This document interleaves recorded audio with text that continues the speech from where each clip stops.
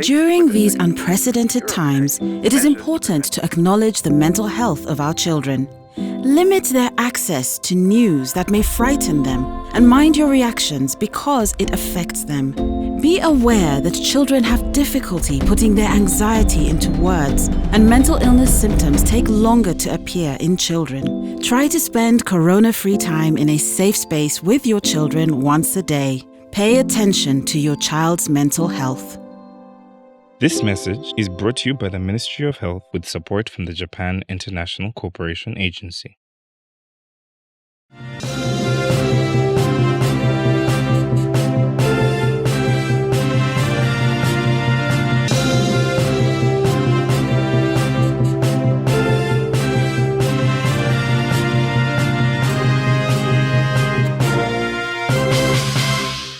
The Directorate of Industrial Training under the Ministry of Education and Sports is mandated to assess and certify the competencies of skilled workers in the country, irrespective of how one acquired the skills. The assessment is conducted in various workplaces, including companies, enterprises, and vocational training institutions accredited by the Directorate of Industrial Training.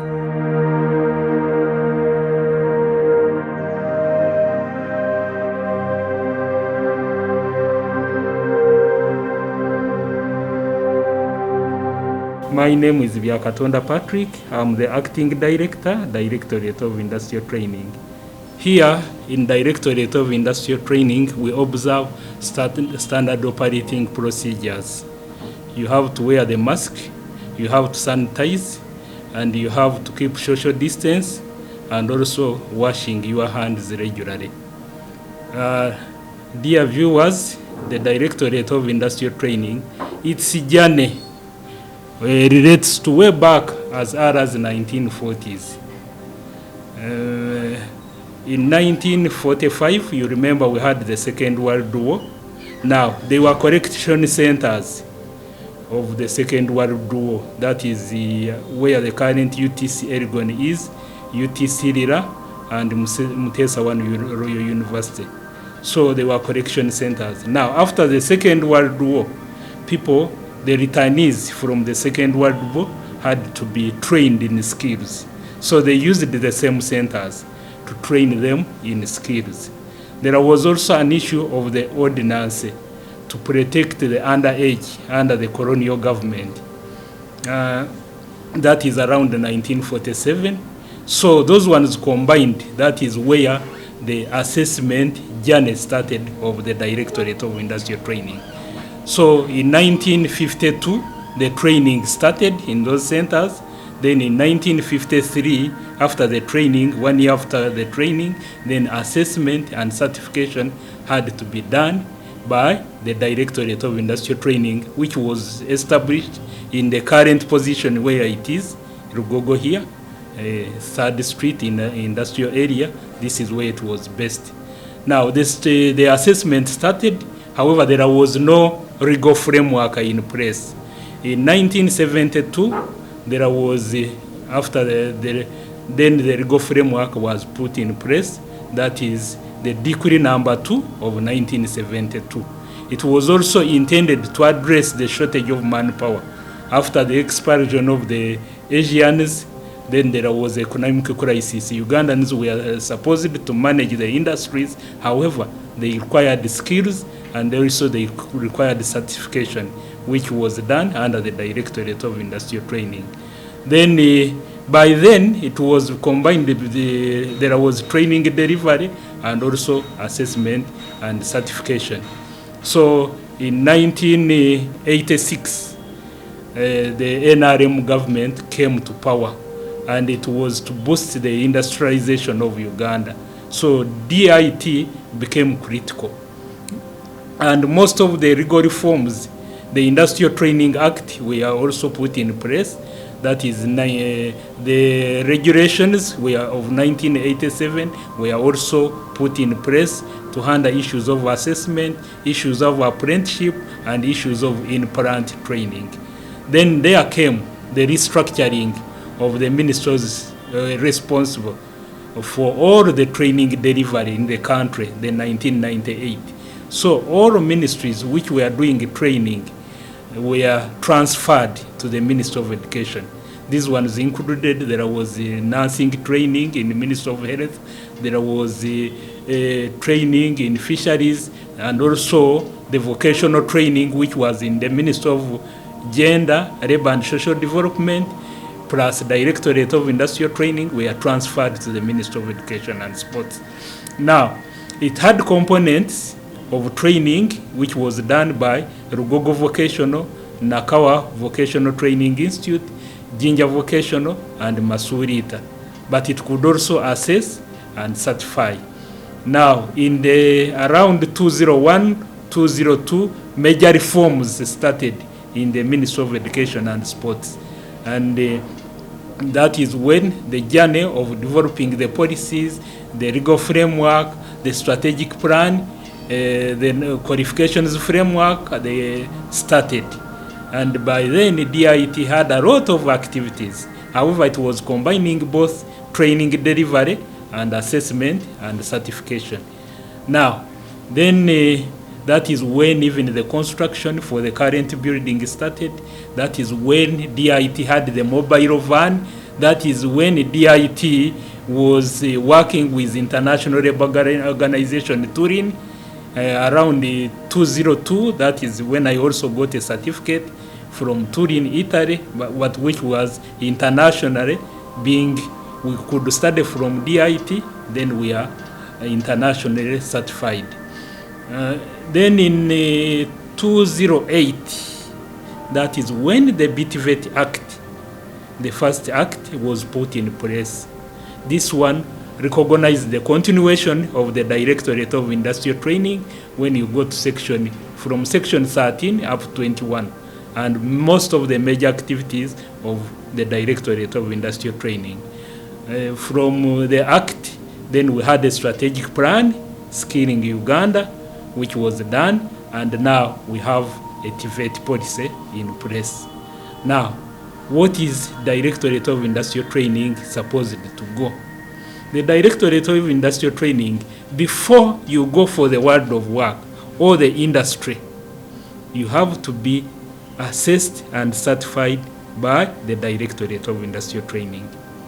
Whether you went to school or not, as long as you have skills, the body to assess you and certify you is Directorate of Industrial Training. In East African region, we have the National Industrial Training Authority of Kenya, NITA. It is called NITA. You cannot go for the world of work before you are assessed by NITA. NITA collaborates very well with the Directorate of Industrial Training. In Rwanda, we will have the Worker Force Development Authority of Rwanda. It also assesses people before they go for the world of work. It also, when it was beginning initially, some of the manpower had to come from DIT. They worked with the government, and then the initial stages of starting the Workforce Development Authority. Our journey is we are part and parcel of Skilling Uganda. There is no way how you can provide the skills minus assessment and certification. So all Ugandans, they need the skills. The industries, the industrial sector is expanding.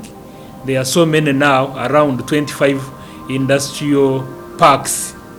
All those industries will need manpower. But the manpower has to be properly trained to be assessed and certified. This is the journey which we are now starting. DIT is already collaborating with the Uganda Manufacturers Association. We have an MOU. Uganda Private Sector Foundation, we have an MOU, Memorandum of Understanding. We assess and certify for UNRA, Uganda National Roads Authority. We assess and certify for National Water and Sewage Corporation. We have already developed regulations with NEMA. We are going to work with them. We assess and certify for Electricity Regulatory Authority. Now, DIT has also, under the new lower secondary curriculum, is coming in to assess for the world of work. A student, before exiting the lower secondary, will have to certification. He will have a UNEB certificate. He will also have a DIT certification for the world of work. Our journey now is to expand, to professionalize, and to ensure that DIT is highly computerized. The major challenges which we find in DIT does occupational-based assessment. But that kind of assessment is very expensive, because all the people who are involved in the assessment should be the ones who know what they are doing. So it makes it expensive, and our curriculum, which we call assessment and training packages, when it is being developed, it has the input of the employers. The employers, they take the lead. So that process, that consultative process, also makes it expensive. Two, DIT needs to expand in the entire country. And the majority of the people did not have information or the knowledge about the Directorate of Industrial Training. So that's why we are trying to popularize DIT and also to use the media such that this information is delivered to our people. Another challenge is many people, they have negativity on vocational training and courses. They call it for people who have failed in life. However, those countries which have performed very well economically, the Japan, the Germany, the South Korea, their main base, they don't have natural resources, but the resource they have is the human resource. The human resource is well trained, is given skills, and it contributes to the national economy. For the industries, please, you need manpower who are highly skilled, such that you don't spend a lot of investment. So you should come and support the government in order to deliver skills. Now, you should also endeavor that you come and register with DIT. We come and assess your workers in the informal sector, the Katwe group, and the rest. Please come with the DIT. We assess you, and then we certify you, such that you have the evidence. First of all, I need to thank the ministry leadership under Mama Janet Carter 7. She has been instrumental in revolutionizing vocational training in the country. Most particularly with DIT, our budget, she has ensured that our budget is increased. She has ensured that the skills training is well monitored. She has ensured at one time when we had the education sector review, Mama was at the store of DIT to see what is being done. And she has understood the concept and even marketed DIT. So we thank her very much. And even the continuous support, she always trains us in leadership, but also praying for us. His Excellency the President also initiated the Skilling Uganda and the boy child, supporting the girl child, and supporting the boy child under presidential initiative. Those two, they are being assessed and certified by Directorate of Industrial Training. So even other provisions of Skilling Uganda. That's why you see me, I'm almost a celebrity, shaking hands of His Excellency. That was before COVID. Because what DIT does, it relates well with the intended objective of government. But also, Skilling Uganda is going to be supported with around 300 billion. Around 300 billion. More than 3 billion. That is a very big boost. The Myoga, that is part of the Skilling what? Skilling Uganda, providing skills. When WHO declared COVID-19 as a pandemic, the Ministry of Health reactivated the National task force. So from history, we have been managing the previous pandemics, SARS, Ebola, and our motto was to stay safe in order to treat others. We are looking at training healthcare workers continuously. We've applied this capacity building to the entire country. We should continue getting the essential services that we have been getting before, so that we don't die from the other condition when we are trying to prevent COVID-19. Our mission to ensure the safety of Ugandans is long-standing, and we promise to see it through till COVID-19 is eradicated. This message is brought to you by the Ministry of Health with support from the Japan International Cooperation Agency. We have a collaboration with other stakeholders. Of course, I cannot leave the NCDC, National Curriculum Development Center. In the lower secondary curriculum, we are working hand in hand. We worked hand when we are developing the curriculum. Now we are working hand in hand when we are developing assessment and training packages. We are also working hand in hand with UNEB, Uganda National Examination Board. UNEB is training the DIT in ICT. UNEB has the best ICT, the best technology in assessment and certification. So they are training our staff, and we thank you very much. We are collaborating with National Water and Sewage Corporation. The Managing Director, Dr. Engineer Mugisha, is our chairman of Federation of Uganda Employers. However, all the staff who are assessed there, they are assessed by Directorate of Industrial Training. There is also recognition of prior learning. For those people who acquire the skills on the job, not necessarily that they had gone to school, they are assessed by and certified. We are also working hand in hand with Electricity Regulatory Authority. Before people, there are those people, the CAMUFOs, who learn on the job, but don't have wireman's certificate. Now, those people have to be assessed on DIT. After getting the certification of DIT, then they go to ERA and then they get a wireman's certificate. We are also working with the UMEME. We have already finished the Memorandum of Understanding, and very soon we shall launch it. We are going to assess more of the manpower before they get actual accreditation.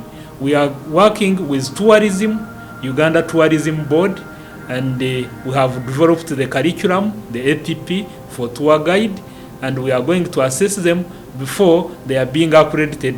The those who work in the tourism industry, before they are certified by Uganda Tourism Board, they will have to undergo assessment and certification by Directorate of Industrial Training. We work with NEMA. The regulations are already in place, especially people with refrigeration and air conditioning. Before you are accredited by NEMA, you have to first undergo assessment and certification. We are working with the Ministry of Gender, Labour and Social Development and apprenticeship framework. The role of DIT is to assess and certify the apprentice, while the Ministry of Gender had the role of managing contracts and the rest. Then we are working together. We are also working, we are a member, DIT is a member of Federation of Uganda Employers, is a platinum member. DIT is a member of Uganda Manufacturers Association. We're also working with UZIA, Uganda Small Scale Industries Association.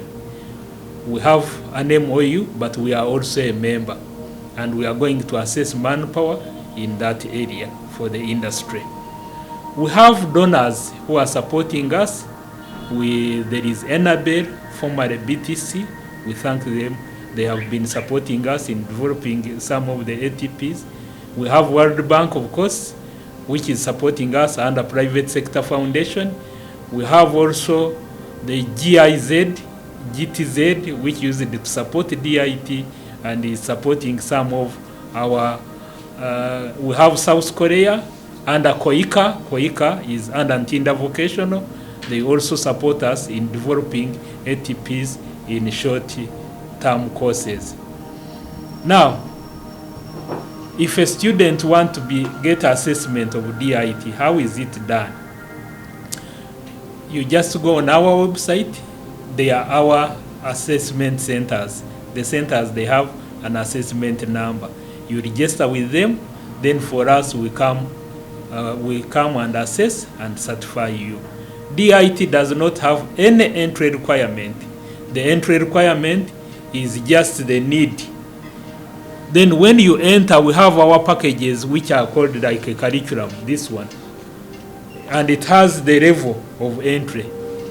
Now, once you finish this package, the entire package, with the level of entry, then we assess you and certify you. These packages, they are in English, however, the trainers, they translate them into different languages. Now, there comes COVID-19. For Directorate of Industrial Training, COVID-19 has been both a challenge, however, also an opportunity. The industries are working. The agriculture sector is also working. It even never closed down, it continued working. So the skills under those sectors, they have continued to be offered. And DIT could enter in the industry, but also it could also enter in the agricultural industry and conduct assessment and certification. However, the assessment in the training institutions could not be done. Up to now, it cannot be done. Then assessment in the informal sector, the training is now ongoing because the saloons, the garages, those ones were opened. DIT also, we are following the procedures. The staff who are working here are 30%, the 70% are working from home. We had to provide every staff with a laptop, those who are working from home. When we have bigger meetings, more than 20, we use the Zoom.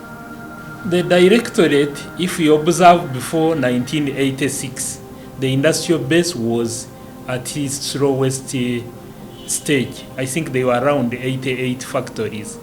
But now the industrial base is more than 4,000.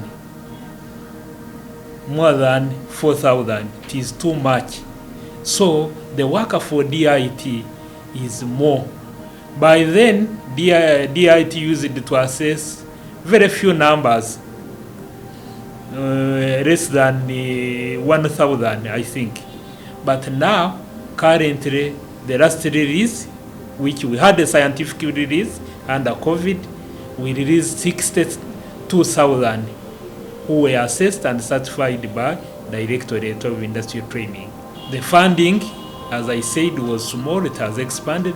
The investment in skills training was at not so much, but it has picked up with so many interventions by government.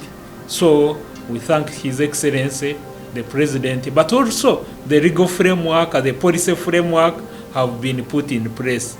The policy implementation standards under MAMA, they have also been put in place for better utilization of and better assessment and certification, better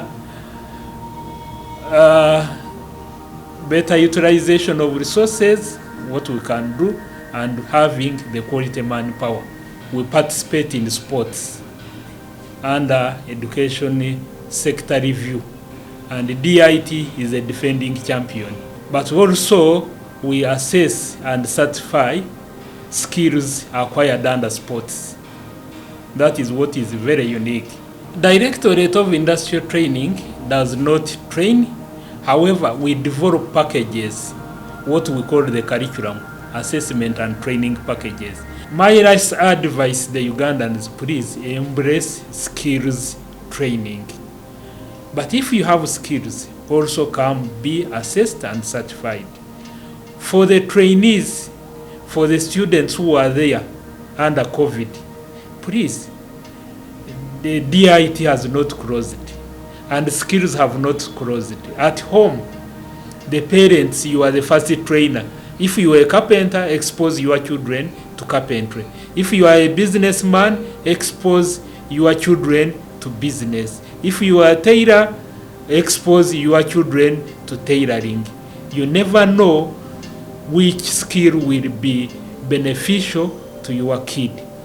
Now, after acquiring these skills, especially under the lower secondary curriculum, those skills will be assessed and certified by Directorate of Industrial Training. So, for the companies and the training institutions, if you don't have any assessment center with DIT, come and get an assessment center with DIT, such that you can train, give skills, and also the skills are assessed and certified. So I thank you very much. Thank you for listening to me. We have a long journey and we promote employable skills. Thank you.